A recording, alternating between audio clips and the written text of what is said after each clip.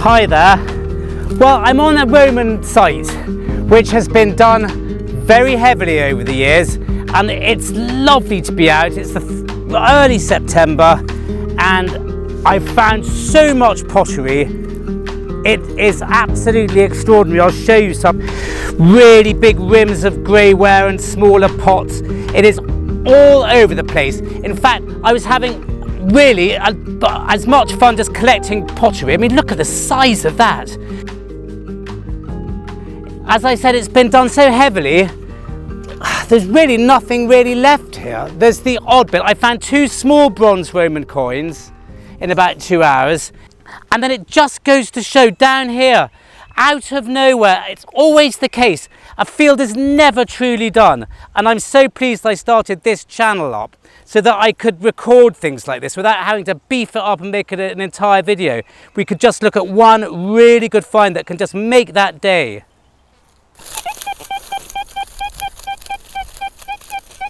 Sounded like another small bronze, but it's not. It's better than that. If I can find it.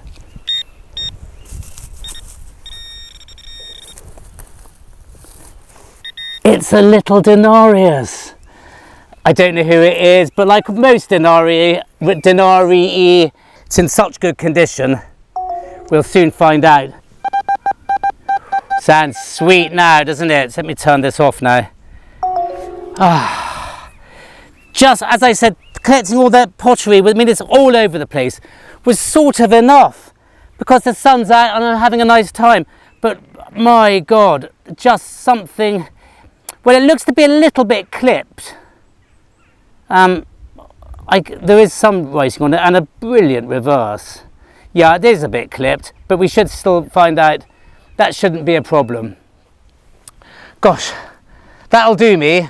That really will. I don't think there's an awful. I'll search in the area quickly and then call it a day, but we might just go back to headquarters quickly and have a look at some denarii.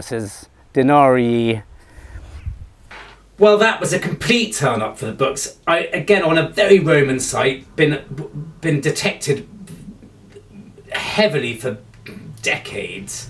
There's Roman pottery all over the place.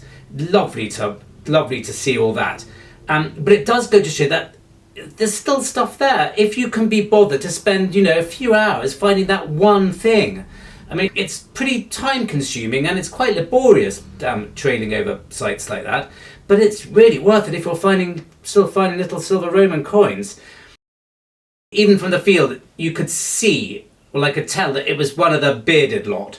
Now, that couldn't be pre-Hadrian because Emperors just didn't have beards pre-Hadrian. He made it popular. So I knew that from the start. So that's automatically taken out anything pre sort of early 2nd century AD. And actually, as it turns out, it is Hadrian, and it's an absolutely cracking portrait. He is, as I thought, looks to be quite clipped or badly struck. The left-hand side is not much to go on, but he looks like Hadrian. He is Hadrian. We've got on the reverse the god Genius, or a deity, a genius deity. I think there are quite a few types of genius. I think your personal deity was called a genius. I've got a feeling, and it says Cos 3. Letting us know that he'd been consul for the 3rd time, and it's just an absolutely cracking coin. It's an amazing colour, and this just led me to think of the other 2 denarius I found very recently, that one of Tiberius and then this one of Vespasian, all very, very different in colour and size, even slightly, but that might be due to clipping. The Vespasian could definitely do with an electrocution, I would have thought, and I might do that, but I quite like it as it is anyway. So those who say don't clean your coins, never clean your coins, well, you'll be pleased because I may not on that. I do think coins do benefit from a clean, and people who say, oh, you shouldn't clean them, that's just the way they are, it's all part of the history. Well, in that case, don't clean your car, or don't clean buildings. don't clean anything if dirt is just part of the history. I think if cleaning will add to the coin, to the overall look of the coin, then clean it. And if you don't think it will, then don't clean it. Or if you like the way it is, then don't clean it. But to say, oh, just you should never clean coins because that's part of the history. Well, I think that's absolute rubbish. Part of the history is the fact that they weren't supposed to look like that. They were supposed to look nice and clean and silvery on the day that they were minted, like that, like our Hadrian.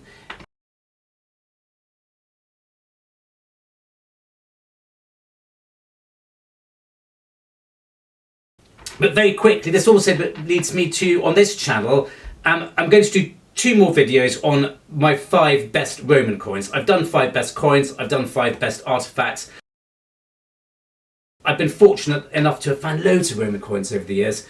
So I'm going to do 5 best bronzes and 5 best silvers. And I think I've got enough in my collection to do a really good one on both.